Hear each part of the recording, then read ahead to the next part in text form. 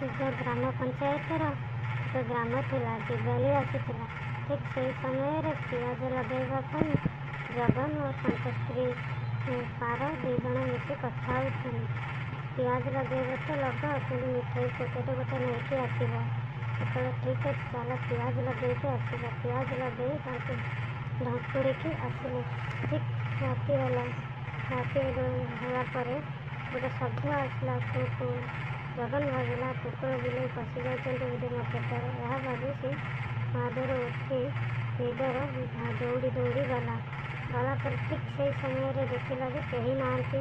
ଗୋଟେ ଘାସ କୋଟା ଯେଉଁ ନଦୀଥିରେ ପିଆଜ ଉପରେ ସେ ଉପରକୁ ହେଇ ରହିଛି। ତାକୁ ଉଠେଇ ଦେଖିଲା ତ ଗୋଟେ ମୁକୁଟ ରହିଛି।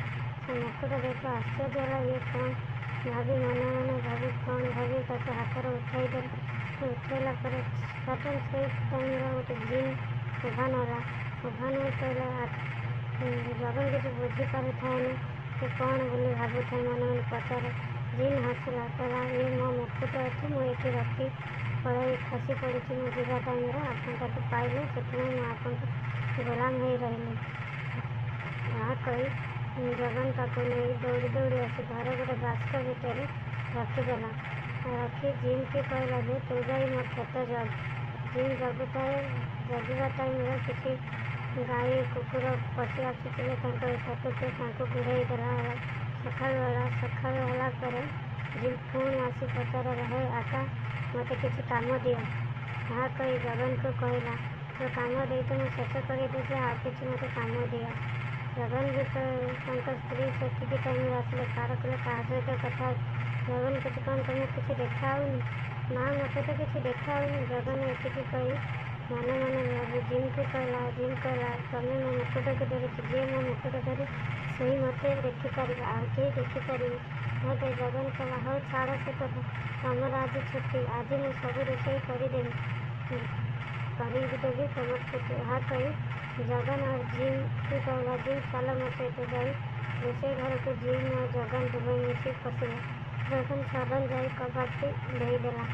ଦେଲା ପରେ ତାଙ୍କ ସ୍ତ୍ରୀ ଭାବେ ଯେ ଚାହା କପ୍ କରେନି ସେ ଆଜି କ'ଣ କହୁଛି, ମୁଁ ସବୁ ଖାଇବା ବନେଇଦେବି। ଏହା ଭାବି ମନେ ମନେ ରୁହନ୍ତି। ଜଗନ ଆଣି ଜିନ୍ ବିଭିନ୍ନ ପ୍ରକାର ଖାଦ୍ୟ ତିଆରି କରନ୍ତି। ମିଠା ରୁଟି, ମିଠା ଭାତ, ପଲଉ କରନ୍ତି। ଜିନ୍ କହିଲା, ଆକା ସବୁ କାମ ହେଇଗଲା, ଏବେ ମୋତେ କାମ ଦିଅ। ଜଗନ କହିଲା, ଠିକ୍ ଅଛି, ମୋ କ୍ଷେତରେ ଯାଇ ପିଆଜ ଯେତିକି ଅଛି ହଳ କରି ପିଆଜକୁ ସବୁ ଲଗାଇଦେ। ଜିନ୍କୁ ଏତିକି ଶୁଣି ଉଭାନ ହେଇଗଲା। ଜଗନ ଭାବି ତାଙ୍କ ସ୍ତ୍ରୀକୁ ଏବେ ଆସ, ଖାଇବା ପ୍ରସ୍ତୁତ ହେଇଗଲା। ତାଙ୍କ ସ୍ତ୍ରୀ ବି ଗଲା ଯାଇ ଦେଖିଲା ଯେ ବିଭିନ୍ନ ପ୍ରକାର ଆଇଟମ୍ର ଖାଇବା ବନା ହେଇଛି। ଏହା ଭାବି କେମିତି କଲା? ମନେ ମନେ ତାଙ୍କ କେମିତି କଲା? ଜଗନ, ଆରେ ତମେ ଖାଇବା କଥା ଖାଅ, କାହିଁକି ତୁମେ ଏତେ କଥା କର? ସେ 3 ଜଣ ମିଶି ବାପ ପୁଅ ବସି ଖାଇଲେ।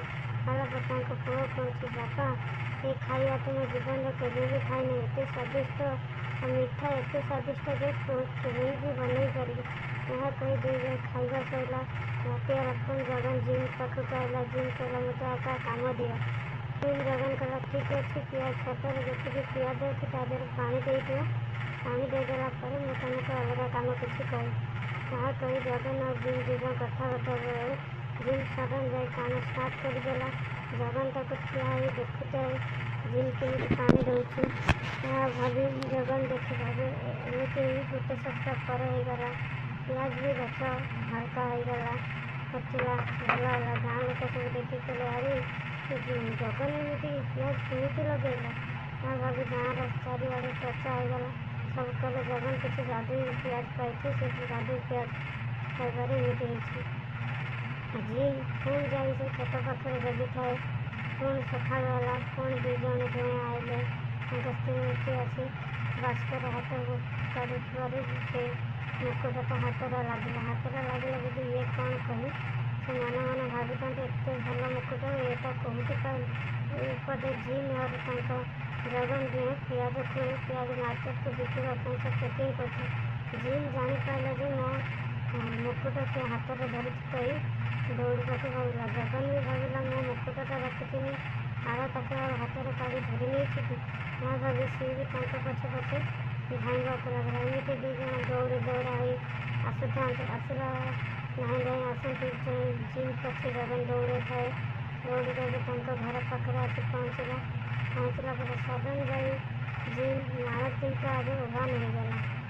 ଯେ ଉଭାନ ହୋଇଗଲା ତାଙ୍କ ମାଳତୀ ଆଉ ଜଗନ ମାଳତୀ ଦେଖି ଆଶ୍ଚର୍ଯ୍ୟ ହୋଇ ସଡନ୍ ତାଙ୍କ ହାତରୁ ସେଟା ଖସେଇ ପକେଇଲେ। କେମିତି ପଡ଼ି ମୁକୁଟ ଖସେଇ ପକେଇଲେ। ଜିନ୍ କହିଲା, ଆକା ମୋତେ କାମ ଦିଅ। ଏତିକି କହିବାରୁ ଜଗନ ବି ତାଙ୍କ ପଛେ ପଛେ ଦୌଡ଼ି ଆସି ପହଞ୍ଚିଗଲେ। କ'ଣ କଲ ତମେ? କାହିଁକି ସେ ମୁକୁଟଟା ହାତରେ ଧରିଛ? ଜିନ୍ ଏତିକି ଦେଖି ଖସି ପଡ଼ିଛି ମୁକୁଟ ସଡନ୍ ଯାଇ ଉଠାଇ ଆଣି ମୁଣ୍ଡରେ ପିନ୍ଧିକି ଉଭାନ ହୋଇଗଲା। ସେଇଠି ଜଗନ୍କୁ, ହେ ଭଗବାନ ତୁମେ କ'ଣ କର? ଏତେ ଦିନ ପରେ ଆମର ସୁଖ ସମ୍ପତ୍ତି ଆସିଥିଲା। ସବୁ କିଛି ଜିନ୍କୁ ତାଙ୍କ ସ୍ତ୍ରୀ କହିଲେ, ଯାହା ହେଇଛି ଭଲ ହେଇଛି। ପ୍ରତିଦିନ ତାକୁ ଗୁଲାମ କରି ରଖିବାଟା ଭଲ ନୁହେଁ। ଏବେ ନିଜ କାମ ନିଜେ କର। ଜଗନ ଭାବିଲେ, ହଁ ଯାହା ବି କଲେ ଠିକ୍। ଦୁହେଁ ଦୁହିଁଙ୍କ କଥାବାର୍ତ୍ତା ହେଲେ। ସେ ଜଗନ ଯାଇ ପିଆଜ ବାହାରେ ସବୁ ରଖିଥିଲା। ଶୁଖିଗଲା। ପୁଣି ସକାଳୁ ଯାଇ ପିଆଜ ବସ୍ତା ହେଇଥିଲା ଜିନ୍ ସେ ତାକୁ ନେଇ ମାର୍କେଟକୁ ବାହାରିଲା। ମାର୍କେଟରେ ଯାଇ ପହଞ୍ଚି ସାଉକାରକୁ ଦେଲା। ସାଉକାର କହିଲା, ଏମିତି ପିଆଜ କେହି ଆଣିନାହାନ୍ତି। ଫାର୍ଷ୍ଟ ଟାଇମ୍ ତମେ ଆଣିଛ। ତମେ ସବୁ ପିଆଜ ମୋତେ ଦେବ। ମୁଁ ସବୁଠାରୁ ଭଲ ଦାମରେ ତମକୁ ପଇସା ଦେବି। ଏହା କହି ତାଙ୍କୁ 20,000 ଟଙ୍କା ହାତରେ ଧରାଇଲା। ଜଗନ ବି କହିଲା, ହଁ ଠିକ୍ ଅଛି, ମୁଁ ସବୁ ପିଆଜ ତମକୁ ହିଁ ଆଣିକି ଦେବି। ସେ ଜଗନ ମନ ଖୁସିରେ ଘରକୁ ଆସିଲା। ମିଠେଇ ନେଇକି ତାଙ୍କୁ ସବୁ କଥା ଦେଲେ। ଏମିତି और ମାସେ ଗଲା। ମାସେ ପରେ ପୁଣି ସେ ପିଆଜକୁ ଖୋଳିକି ଦେଖିଗଲେ। ପୁଣି ବିକିଲେ। ସେମ୍ ପଇସା ପାଇଲେ। ଦୁହେଁ ଦୁହିଁଙ୍କୁ ଏତେ ଦିନ ପରେ ଭଗବାନ ଆମ କଥା ବୁଝିଲେ। ଆମର ସବୁଠାରୁ ଭଲ ହେଇଛି ପିଆଜ। ଯାଦୁ ପିଆଜ ସବୁଠାରୁ ଭଲ ହେଇଥାଏ ଭଗବାନ।